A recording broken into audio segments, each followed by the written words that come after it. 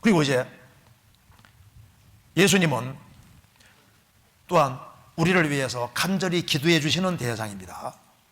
그래서 누가 나를 위해 기도하고 있을까? 나를 위해 기도 안 해줘도 나를 위해서 매번 계속 기도하시는 분이 있는데 그분이 바로 예수님인 겁니다. 성경 한번 찾아봅시다. 로마서 8장 34절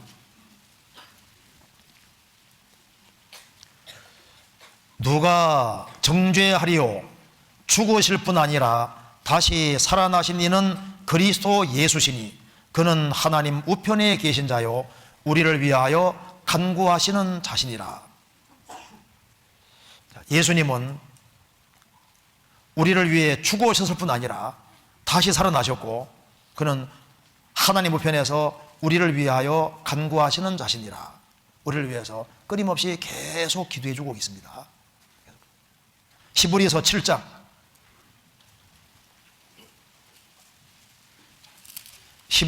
7장 24절 25절 같이 읽어보겠습니다. 예수는 영원히 계심으로 그 제사 직분도 갈리지 아니하나니 그러므로 자기를 힘입어 하나님께 나아가는 자들을 온전히 구원하실 수 있으니 이는 그가 항상 살아서 저희를 위하여 간구하심이니라. 예수님은 영원히 계십니다. 그리고 제사 직분이 갈리지 않은 영원한 대제사장입니다. 그러므로 자기를 예수님을 힘입어 하나님께 나아가는 자들을 완전히 구원하실 수 있으니 이는 그가 항상 살아서 저희를 위하여 간구하십니다. 항상 우리를 위해서 간구하십니다. 구원 받을 때도 또 구원 받은 이후에도 우리를 위해서 끊임없이 중보기도 하고 계십니다. 우리가 죄를 지을 때마다 하나님 앞에 피를 보이면서 우리를 위해서 기도하고 계신 분이 예수님입니다.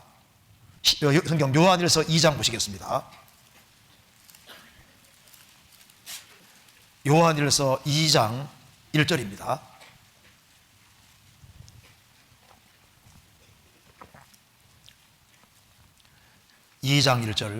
나의 자녀들아 내가 이것을 너희에게 쓰면 너희로 죄를 범치 않게 하려 함이라. 만일 누가 죄를 범하면 아버지 앞에서 우리에게 대언자가 있으니 곧 의로우신 예수 그리스도시라. 이게 무슨 말이냐면은 이제 여기 봅시다. 여기 한 그리스도인이 있는데 한 그리스도인이 이제 죄를 지었다 봅시다.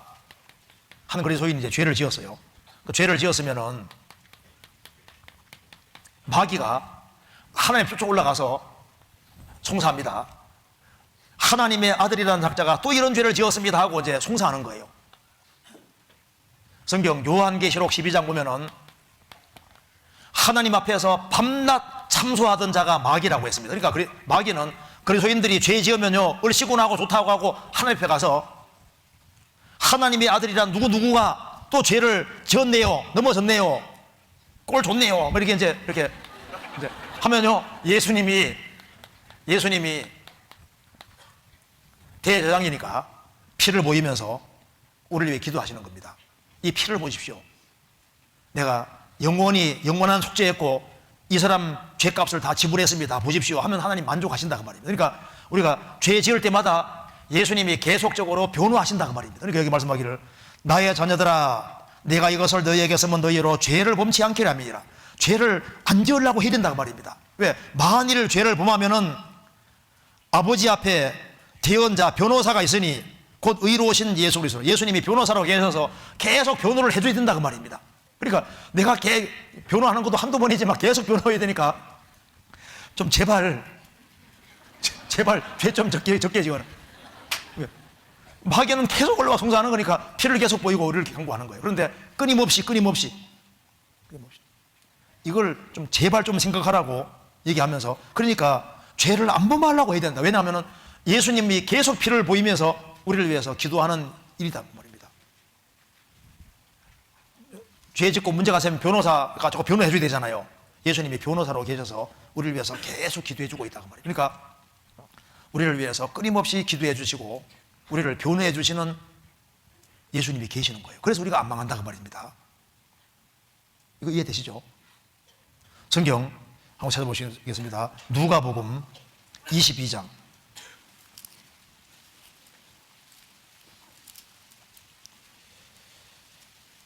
31절.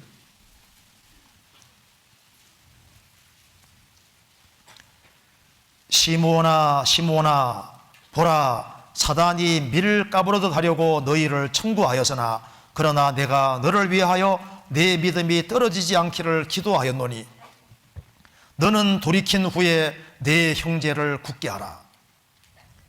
시몬 베드로에게 말씀하셨습니다. 시므온아 시므온아 보라, 사단이 밀을 까부러듯 하려고 너희를 청구하였으나 그러나 내가 너를 위하여 내 믿음이 떨어지지 않기를 기도하였다. 지금 우리 시대에 그리스도인들을 넘어뜨리려고 밀을 까부러듯 하려고 사탄이 아주 강력하게 역사하는 시대입니다.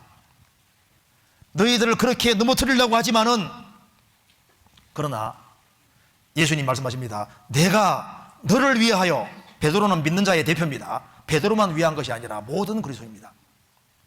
내가 너희의 믿음이 떨어지지 않기를 내가 기도하였노니, 우리가 지금까지 신앙생활을 한 이유가 누구 때문입니까?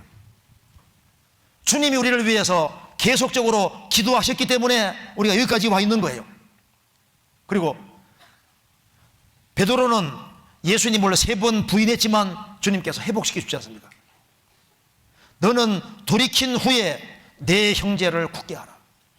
베드로는 예수님을 3번 부인하고 난 이후에 정말 돌이켰고, 그리고 난 이후에 형제들을 정말 굳게 하는 일을 끝까지 하고 주님 앞에 갔습니다. 예수님은 우리의 대제사장으로서 요한복음 17장 보면은 예수님이 우리를 위해서 계속 기도하고 있는 것이 맞습니다. 우리를 믿고 구원받도록 하시고 우리의 영혼을 보존하시고 우리가 이 세상 악에 빠지지 않게 계속적으로 기도하시고 우리가 주 안에서 하나 되게 하시고 하나 되는 가운데 전도하게 하시고 그리고 나중에 저 천국까지 설 수 있도록 우리를 위해서 끊임없이 계속적으로 기도하시고 우리로 하여금 주님을 알게 하고 더 알게 하기 위해서 계속적으로 기도하고 계시는 대제사장이다 그 말입니다. 또한 우리가 연약하기 때문에 우리 연약함을 끊임없이 도와주시는 거예요.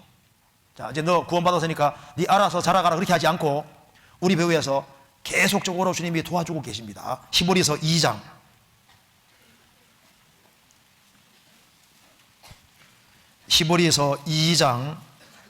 17절.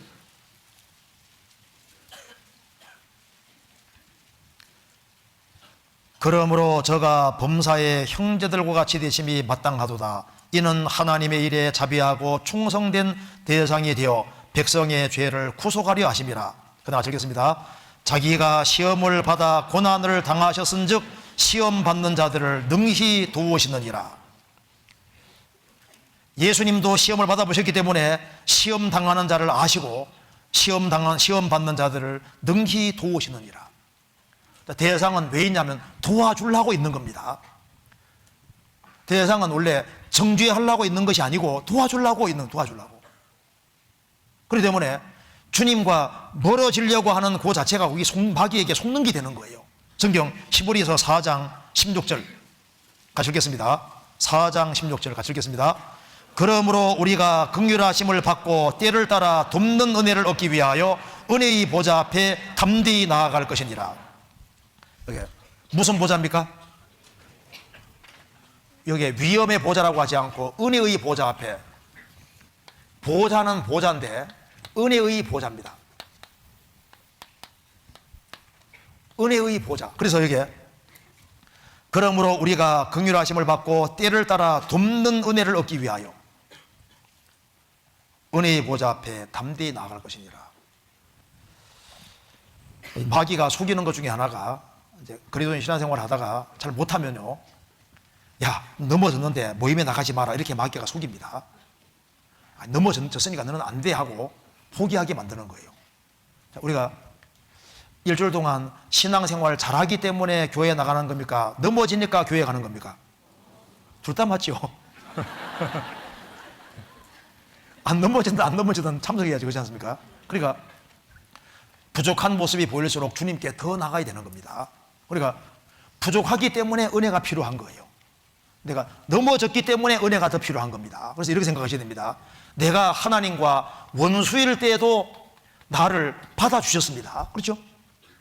그럼 내가 하나님의 아들이 됐는데, 원수일 때도 받아줬는데 아들 될 때면 당연히 더 받아주시죠. 그러니까 내가 하나님과 철천지 원수일 때도 받아주셨습니다. 하나님의 아들이 됐으면 더 받아주시기 때문에 자신의 부족한 것이 보이면 보일수록 주님 앞에 더 나아가야 되고, 더 매달리고 더 도움을 구해야지 맞는 거예요. 내가 부족한 것이 보일수록 모임에 더 나가고 낮은 마음으로 더 나가야지 맞고, 그런 사람은 시간 지나가면 은혜로 말미암아 주님이 계속 바꿔주시는 거예요.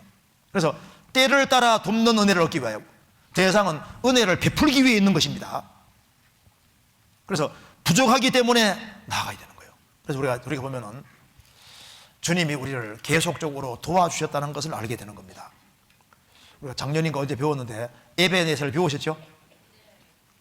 사무엘상 7장에 에베네셀을 도움의 돌이라고 했습니다. 에베네셀. 그러니까 주님은 우리의 대상으로 계신데 우리의 과거를 쭉 돌이켜 봤을 때 에베네셀 도움의 돌이다. 우리 이제 과거를 쭉 돌이켜 보면은 여기저기에서 도움의 돌을 발견하게 되는 겁니다. 돌은 예수님의 그림자지 않습니까? 여기저기 주님의 도움의 손길을 보게 되는 거예요. 그러니까 오늘의 내가 있는 거기에 과거 돌이켜보면은 지금까지 넘치게 도와주셨는데 넘치게 도와주셨습니다. 그렇기 때문에 앞으로도 도와줄 걸 믿을 수 있는 거예요. 그래서 천국 가면 왜 찬송하게 되냐 하면은 매 순간순간 주님은 우리를 도와주셨던 것이 맞는 겁니다.